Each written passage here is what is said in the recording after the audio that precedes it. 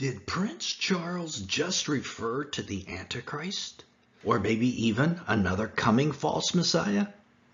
A recent speech by Britain's soon-to-be king, Prince Charles, has the world up in a tizzy. Did he refer to the coming Antichrist at the COP26 Climate Summit? Many say maybe he did. Let's listen to exactly what he said. Here we need a vast military-style campaign to marshal the strength of the global private sector. With trillions at its disposal, far beyond global GDP, and with the greatest respect, beyond even the governments of the world's leaders, it offers the only real prospect of achieving fundamental economic transition. It appears Prince Charles said something about a man, a he. Someone, Charles said, has trillions at his disposal beyond global GDP. I mean, that's a lot of money. Someone who is respected beyond even the governments and the world leaders. Who is this man? Let's listen to that part of what he said again. Here we need a vast military-style campaign to marshal the strength of the global private sector. With trillions at its disposal, far beyond global GDP, and with the greatest respect, beyond even the governments of the world's leaders, it offers the only real prospect of achieving fundamental economic transition. So Charles is referring to a man with control over money more than the world GDP, and someone with respect greater than all the world leaders. And you know, all those world leaders were in attendance and no one batted an eye when he said this, as if the world elite already knew who this was. That is a key point to remember. Instantly, many Christians who heard this speech believed Charles was talking about the coming Antichrist who was hidden, but already on the world stage, ready to come to the rescue and save the world from climate change.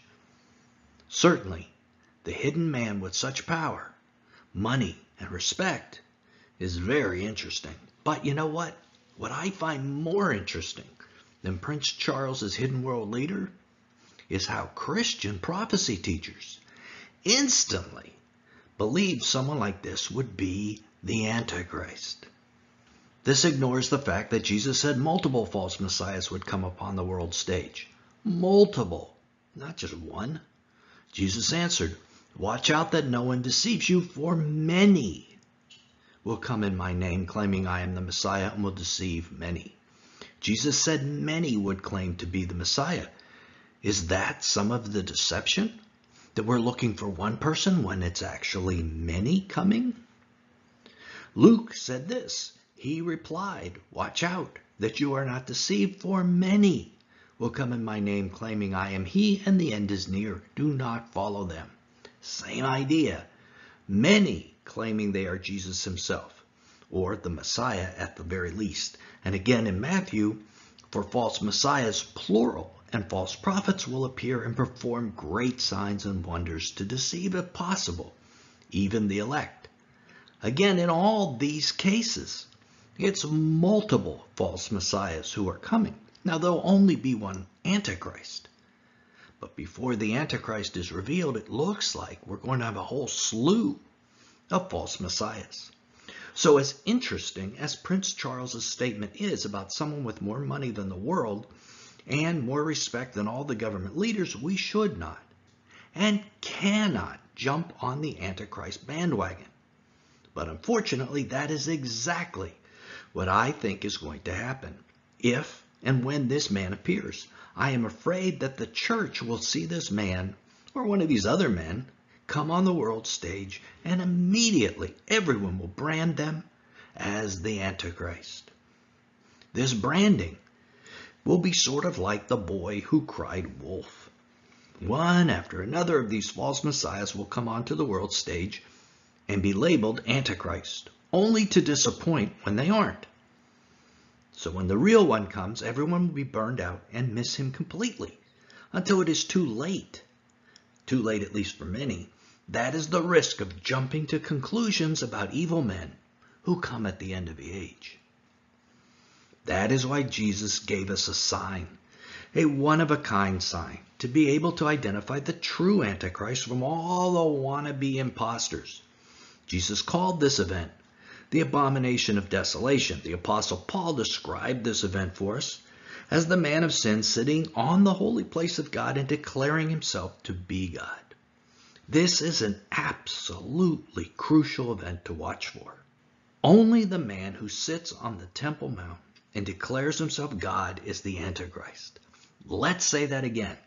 Only the man who sits on the Temple Mount and declares himself God is the Antichrist. Everyone else is an imposter.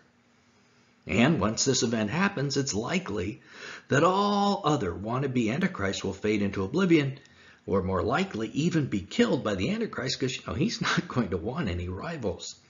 This means that the Antichrist will be the last of this line of false messiahs. Who will this line include? For one, the Jews in Israel are anticipating two false messiahs, a Messiah ben Joseph and a Messiah ben David. The Sunni Muslims are expecting a Mahdi, and the Shia Muslims are expecting one as well, known as the 12th Imam. And the Muslims are also expecting a false Jesus, known as Isa, son of Miriam. So right there are 5 potential false messiahs. And to that we might add this man referred to by Prince Charles in his speech. Likely, but not necessarily, a European of wealth and power. The kind of man who most Western Christians are looking for to fill the role of Antichrist. And that's what makes this deception so dangerous. If this man fits your perception of where the Antichrist comes from and what he's going to be like, you will more likely be deceived. Whether that is Europe, Israel, or even a Muslim country like Turkey. That is why Jesus gave us the sign of this man sitting on the Temple Mount and declaring himself to be God. Only by that sign can we know for sure. But let's return to Prince Charles's statement, because it is really quite interesting, or alarming, however you want to view it.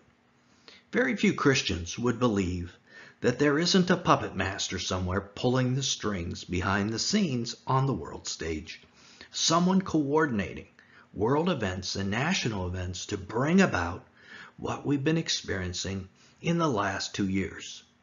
So this idea that there is a hidden leader in the shadows probably fits with what most Christians think and what we think on this channel as well. It is hard to believe that what we've seen in the last 2 years was coincidence. What Prince Charles has to say, however, is that this person is about ready to come on the world stage and save the world from a climate disaster, real or imagined. The first real question is what role this man might play if he isn't the Antichrist. And the second question is whether this person is Prince Charles himself, as many people think the prince is going to play an end-time role. In terms of what this person might do, it seems likely he would be the leader of the first one world government based around the UN, the one that the Bible calls Mystery Babylon. That seems a likely next step, that a leader steps from behind the curtain and causes the world to form a one world government with climate change as the reason needed to make this move. With all the hubbub about climate change, I bet you can see that happening as well. The second question about Prince Charles is a very strange one. Some think he might have an end-time role. There are books claiming his name calculates to 666 in English and Hebrew. I haven't worked it out, so I don't know, but some claim that. And others think his coat of arms is similar to the first beast of Daniel 7, a lion, the beast associated with Babylon, as we discussed in this previous video. A unicorn and a red dragon are also on his coat of arms. However, I personally just don't see the connection with the end times. However, that doesn't mean Prince Charles doesn't play a role, even a major role. It's possible. We need to look at it with eyes wide open. But all of this is deception. Christians who think they know who the Antichrist will be, whether it's an American president like Trump or Obama, or a European or a Muslim. All of us need to be careful. That is why Jesus gave us the sign of the abomination of desolation. But has this deception already subtly begun? Click right here to keep watching and discover when the deception begins, or already has begun, and what form it's going to take. Till then, this is Nelson, and I'll see you there.